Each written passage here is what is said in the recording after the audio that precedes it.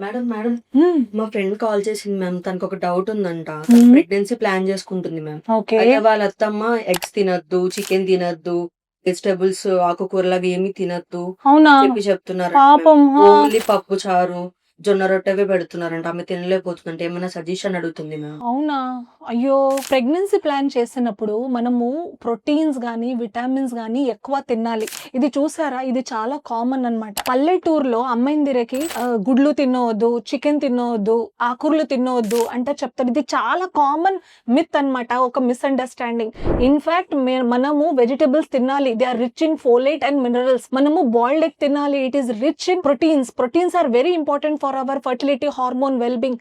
Chicken and all you can have 2 to 3 times a week. Fish is very good for your fertility. It's the best fertility food. Regular exercise చేయాలి, hydration maintain చేయాలి, అన్నీ తినాలి. పప్పు తినాలి, జొన్న రొట్టి తినాలి, ప్లస్ ఆకుకూరలు, fresh fruits, pomegranates, strawberries, blueberries, these are all fertility fruits. నీ ఫ్రెండ్ కి కాల్ చేసి చెప్పు, భయం లేదు, అన్ని తినొచ్చు అంటే చెప్పు. Okay, thank you.